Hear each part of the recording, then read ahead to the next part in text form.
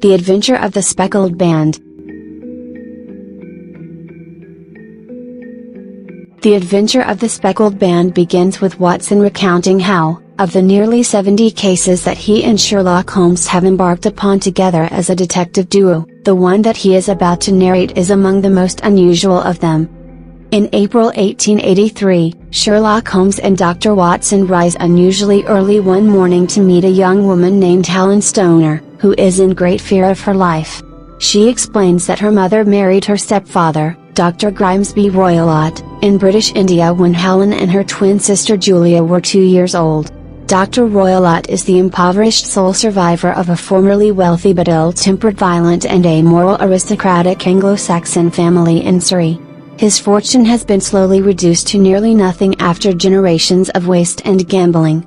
When he was younger, Roylott embarked on a medical career in India, where he married the widowed Mrs. Stoner. He had served time in an Indian prison for killing his Indian butler in a rage. Afterwards, Roylott had moved to England and retired after Helen's mother was killed in a railway accident 8 years prior. Roylott moved back into his family's decaying Stoke Moran manor, along with Helen and her twin sister Julia, all of them living in adjacent bedrooms in the building's one inhabitable wing. Mrs. Stoner has left an inheritance to Roylott, with a stipulation that should her daughters get married, they would receive an annual income from this fund. The sisters lived at the heavy mortgaged and debt-ridden Roylott estate of Stoke Moran. Dr. Roylott's violent temper and physical strength make him a terror in the local village.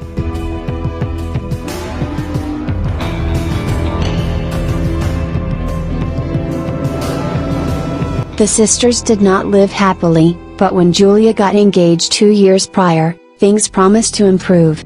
Shortly before her wedding day, Julia confided in Helen that she had heard a low whistle in the middle of the night. This went on for some time, until, shortly before Julia's wedding date, Helen heard a scream coming from her sister's bedroom. Helen ran over to see what happened and Julia, in a state of shock, fell to the ground in convulsions. Julia said, "It was the band. The Speckled Band," and died, but Helen wasn't unable to understand the meaning of these words. The sisters were in the habit of locking their doors and shuttering their windows. Roylott keeps a wild cheetah and baboon around the property as pets, so Julia's death fully baffles Helen.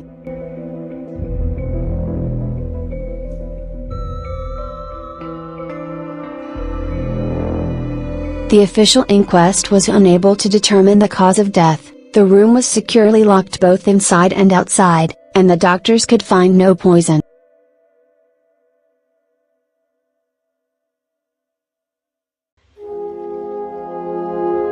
Two years later, it was Helen's turn to get engaged. Soon after she makes the announcement, renovations begin on the exterior wall next to her bedroom, so Helen is forced to move into her sister's former room, next door to Roylott. Not long after this, Helen begins to hear the same low whistling sound that Julia had described to her. Terrified, she approached Holmes the next day. Sir Grimesby Roylott does keep strange company at the estate. He befriends a band of gypsies on the property and keeps as pets a cheetah and a baboon. For some time, he has been making modifications to the house. Before Helen's sister's death, he had modifications made inside the house, and now he is having the outside wall repaired, forcing Helen to move into the room where her sister died.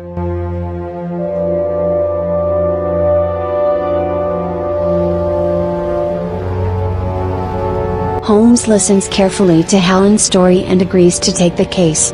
Holmes and Watson then make plans to meet her at the Stoke Moran Manor later that day so they can begin investigating the mysterious incidents.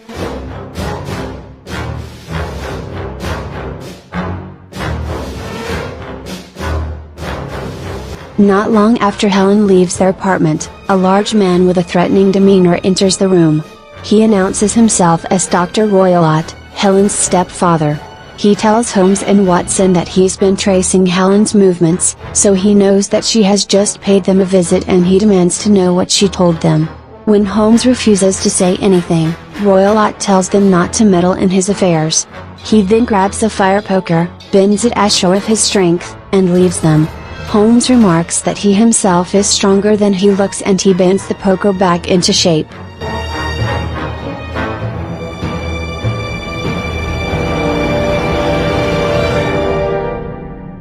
Undaunted, Holmes leaves for the courthouse to examine Helen's mother's will. Because of the fallen investment prices, the yearly income of £1,100 is not more than £750. Each daughter can claim an income of £250 in case of marriage, and Roylott would not have much to live on.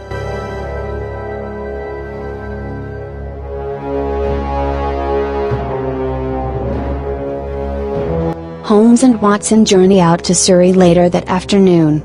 Meeting up with Helen, the detectives first inspect the rooms from the outside, determining that the shutters are essentially impenetrable, and then the inside, where there are a number of telling clues.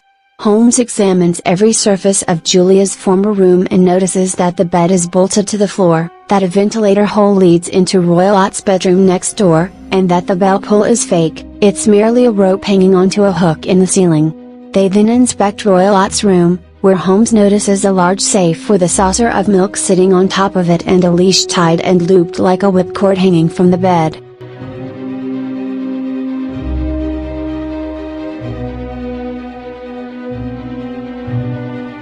Holmes remarks to Watson that Roylott is comparable to Drs. William Palmer and Edward William Pritchard. The three hatch a plan for the evening. Holmes and Watson will take a room on the second floor of the inn across the lane from the manor. Helen will tell her stepfather that she will be confining herself to her room due to a headache. When she hears that Roylott has gone to bed, she will undo the shutters in Julia's former room, put a lamp in the window indicating that all is quiet in the house, and then retreat into her former room for the night. Holmes and Watson then go back to the inn and wait for Helen's signal. At 11, they see the light and head to the manor.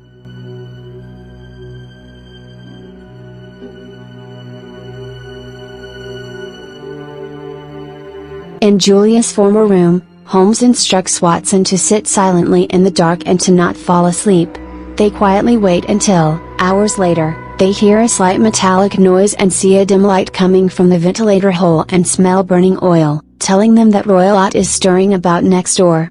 A few moments later, they hear a long hissing sound come into the room. Quickly lighting a candle, he discovers on the bell cord the Speckled Band, a poisonous snake. Suddenly, Holmes gets up and begins to furiously beat at the hanging bell pull rope with his cane. Right when they light a lantern in their room, the glare makes it so that Watson can't tell what Holmes had seen, only that the detective's face had paled and taken on a look of terror. They then hear the expected low whistling and, shortly after, a horribly loud scream coming from Roylott's room.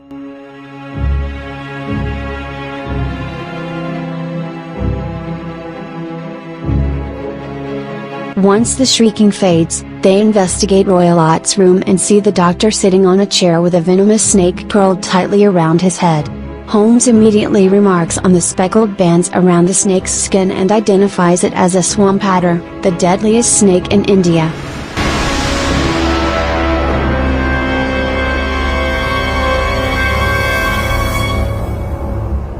Angered by Holmes' blows, the snake had attacked Roylott, killing him.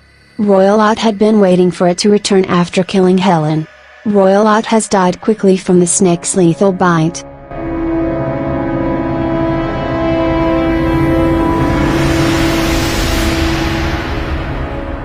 Holmes reveals to Watson that Roylott plotted to remove both daughters before they married because he would have lost most of the fortune he controlled when the daughters took with them the money left them by their mother.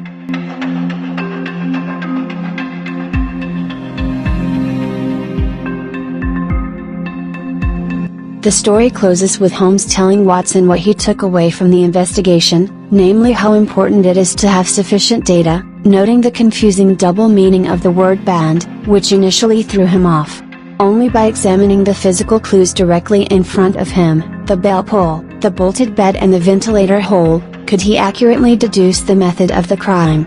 Though he knows he is at least partly responsible for Roylott's death, Holmes tells Watson, the guilt of this evil man dying will not weigh on him very heavily.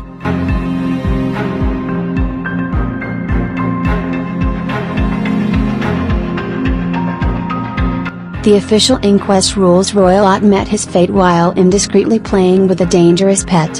Holmes chooses not to tell the police Roylott's full motive to spare Helen any further grief.